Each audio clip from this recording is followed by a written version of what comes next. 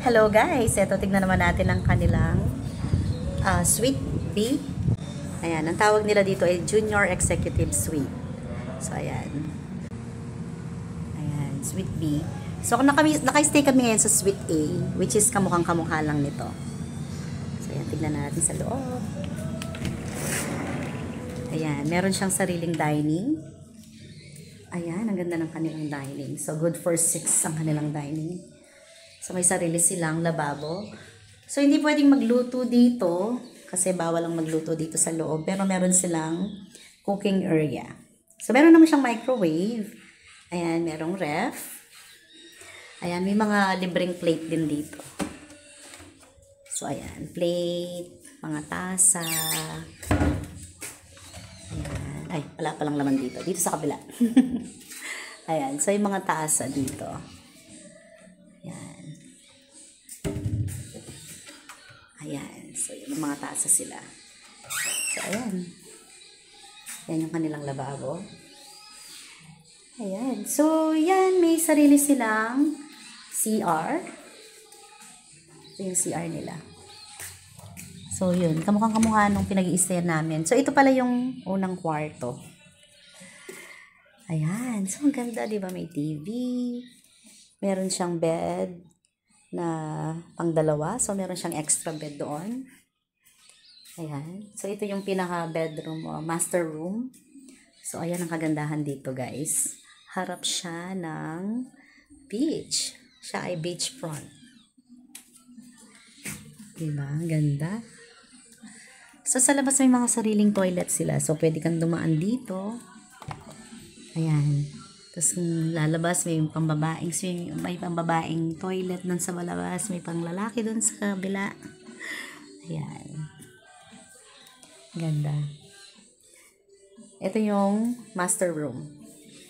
So, tignan natin yung kabilang room. So, ito nga ang kabilang room. So, ito yung second room niya. Meron na siyang single, pero double bed naman siya. Pang queen bed. Ayan. Ganda, diba? Nasa ano. Ganda. Nasa bridge front. So, may sarili rin siyang TV. Siyempre, may cabinet.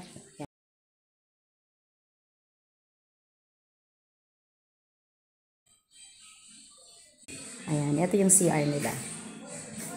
Ayan. So, ayan. Walang ilaw. Nasa may ilaw.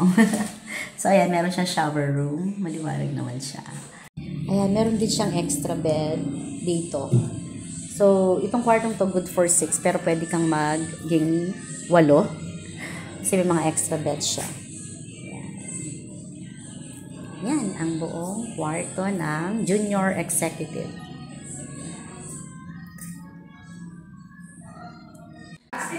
Deluxe. Yes po. Para alam na dapat good for 11. Yes po. Deluxe room is good for 6, ma'am. Ito good for 6 na. Yes po. 6 to 8 person. Pwede tayo mag-exceed hanggang 8 person. In excess po sa 6, 1,000 po isa. Okay. So, yes, may additional siya pag nag-excess ka yes na. po. Inclusion na po ng mattress, towels, pillows, and kumot po. Ayun. Ang kagandahan dito, hindi mo niya kailangan magdala ng towel. Isa pa sa bagahe. So, may mga free towels sila. So, may dagdag na 1K per person. Yes po. Ayun. So, good for 6. Oo nga. Ayan. O, diba? Ang ganda ng mga beds nila. Tapos, may sariling TV, kamukha nung sa kabila. So, ito yung deluxe. Yung kanina, yung executive. Yes po. Kaya mas malaki siya. The executive natin is good for 8. Good for 8 yung executive. Yes po, ma'am. So, same din pag nagdagdag ka ng people, pwede siyang 10? Wala po. Pwede siya allowed po siya hanggang 2, in excess po sa 8, 1,000. Okay. Sige. Yun. Yun. po yung mga ano dun, ma'am. Mga kutsara, tinidor, ano. Oo, kasi may dining siya, no? Yes po. Ito po. Ayan. Ayan, may mga free siya. Yes po. Ito rin po. Mga cutlery. Yes po.